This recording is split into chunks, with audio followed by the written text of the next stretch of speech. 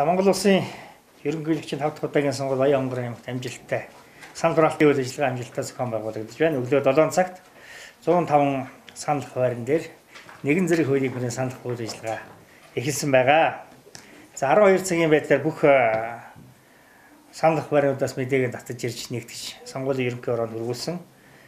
Мэдээвэл 2 суугаар явж байгаа. Нэг нь улсын бүртгэлийн бэлтсээр дамжиж улсын бүртгэлийн ерөнхий газар очиж байгаа. Нөгөөх нь сонгуулийн ерөнхий ороод очиж байгаа. Энэ хоёр мэдээ бол одоо тооны зэрэг ингэж хамт явах учиртай яг тийм хэлбэрээр бол өнөөдөр бас мэдээлэгдэж байна гэдгийг юуны өмнө хэр танилцуулъя.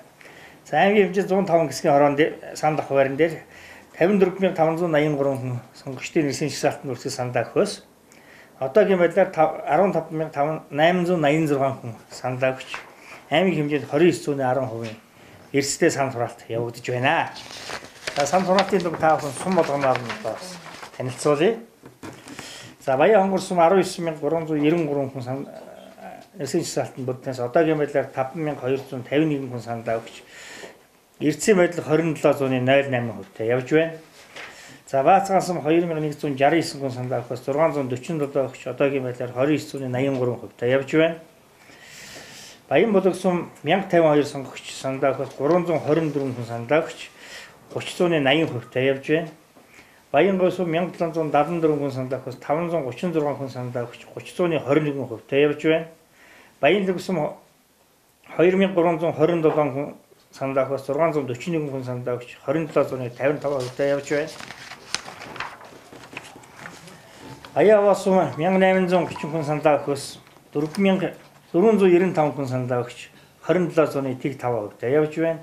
Баян өндөр сум 1578 хүн саналаа өгөхөөс 461 хүн саналаа өгч 29.21%-тай явж байна.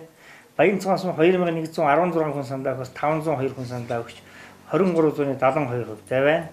Богд сум 1944 хүн саналаа өгөхөөс 817 хүн саналаа өгч 42.3%-тай явж байна. Бөмбөр сум 1921 хүн саналаа өгөхөөс 671 хүн саналаа өгч 34.93%-тай явж байна. Бууцхан сум 2299 хүн саналаа өгөхөөс 796 хүн саналаа өгч 34.62%-тай явж байна. Галууц сум 2588 хүн саналаа өгөхөөс 540 хүн саналаа өгч 20.87%-тай явж байна. Баян булаг сум 1347 хүн саналаа өгөхөөс 365 хүн саналаа өгч 27.10%-тай явж байна. 3 булаг сум байна тийм ээ.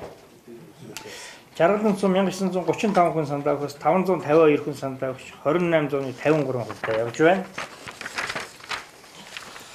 За Жинс сум 1408 хүн саналаа өгөхөөс 395 хүн саналаа өгч 28.5%-тай явж байна.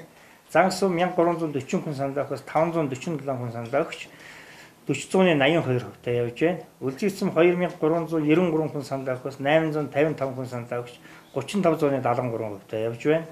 Хөрээмар сум 1122 хүн саналаа өгөхөөс 335 хүн саналаа өгч 29.86%-тай явж байна. Шинзэн сум 1462 хүн саналаа өгөхөөс 586 хүн саналаа өгч 40.8%-тай явж байна. Эрдэнэс сум 2585 хүн саналаа өгөхөөс 570 хүн саналаа өгч 22.5%-тай явж байна. За насныхны байдлаар авч үзэх юм бол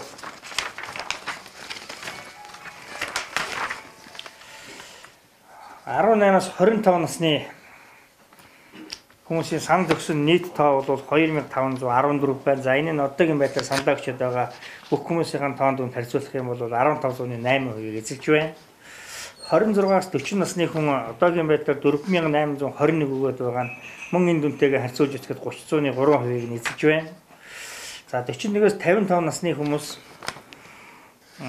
одоогийн байдлаар 4795 хүн саналаа өгөөд байгаа нь 30.1%-ийг эзэлж байна.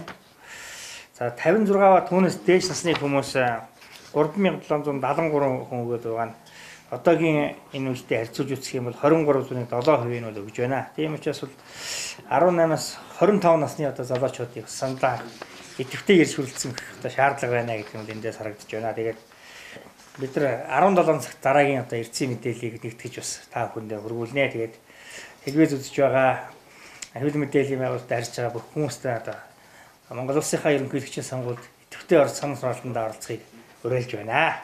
Санал хураалтанд ямар нэгэн зөрчил гомдол бас иргэдээс гарах юм. Эцэг ороод тийм одоогоор тийм одоо настай зөрчил гомдол гарсан зүйл байхгүй. За ганц нэг одоо нэг ажиллагч нарын тухай холбогдолтой. За ганц нэг саналын одоо байранд ажиллаж байгаа даунлоудтай одоо машин гит ойрхон ажиллаж байгаа гэсэн ийм зүйлүүдээр харж байгаа. Дор бүр нь холбогдох хүмүүст өөрөө чиглэж чинь гэдгийг бас асуулаад явж байна. Битэмжлэн хайцгаар авсан саналын эрц ямар бүрэн 100% хүрч санал авч чадсан уу? Зөөрийн битэмжлэн хайцгаар авсан саналын эрц бол бүрэн 100% хүрээг байгаа. Хэдээстэй байгаа яг 1732 хүн бүрдгсэн гэж өчигдөр та бүхэн мэдгэжсэн. За яг өчигдөр бол 20 цагт бол энэ үйл ажиллагаа бол яг дуусаад эцсийн дүн мэдээ өдөр өгсөн байгаа. Дүн бол 1710 хүн 13 хүн бол сандаа өгсөн байна. Тэгээд энэ бол тодорхой шалтгааны бол зарим нь бол хаяг дээр байхгүй байгаа. Зарим нь бол одоо имлэгт өвчж байгаа гараа явчихсан. Зарим нь яваад очихоор гэртээ очихоор нөгөө заавал иргэний өнөөлхийн одоо шалгаж ийж зөөрийн битэмжлэн хайцгаа саналах ийм журамтай. Гэхдээ иргэнийхээ өнөөлгийг олохгүй байж байгаа. Тэгээд өнөөдөр одоо сонгогчдын нэрсийн чагсаалтанд бидний нэр байгаа юм чинь одоо үе гэдэг ийм байдлаар хандж байгаа. Бид сонгуулийн ерөнхий хорооноос чиглэл аваад энэ зүйл бол байж болохгүй. Яагаад гэвэл үндсэн нэрсийн чагсаалтаас хасалт хийлгээд зөөрийн битэмжлэн хайцгаа санал өгөх нэрсийн чагсаалтанд бүрдэгдсэн учраас тухайн яг үедээ бол очиж манайхан бол очиж ажиллаж сонгуулийн хорооны хүмүүс бол санал ухааны хүмүүс очиж сандын авах гэж ингэж очисон. Тухайн үедээ өөрсдийнх нь одоо хайх хэмжээг нөхцөл байдлаас болоод бол санал ухааны хэмжээ өөрсдөө одоо алдж байгаа. Тийм учраас бол өнөөдөр тэр хүмүүсийг нөхөж одоо санал авах асуудал бол хуулийн дагуу байхгүй гэдгийг бас хэлье гэж ингэж бодож байна. Иргэд нөгөө иргэний үнэлгээний лавлага гадаад пассворт зэрэг бичиг баримтаар санал өгж болох уу гэдэг асуултуудыг нэлээд явуулдаг байгаа. Тэгэхээр энэ үндэс боломжтой байгаа юм. Энэ бол ерөнхийдөө бол санал ухаанд бол төхөөр хэмжээндээр хорооны хийгээр бүрдхий үзэж байгаа юм. Хорооны хийгээр тавиад ерөнхий тэр бүрдгэлд орчихсон гараад ирж байгаа тэр хүн дээр бол ямар нэгэн бичиг баримтыг шаардахгүйгээр шууд явж авч байгаа. Харин хорооны хийгээр өгөхөд бол тухайн бүртгэл дээр ямар нэгэн хэмжээгээр бүртгэдэггүй алдаа эндэгэл гарсан ч юм уу ямар нэгэн байдлаар ороогүй хүмүүсийг иргэний өмнөх юм бол үнэлж санал хураалтыг гаргаж байгаа. Тэгээс иргэний өмнөхтэй бол адилдах бичиг баримтаар бол санал хураалтах асуудал байхгүй байгаа.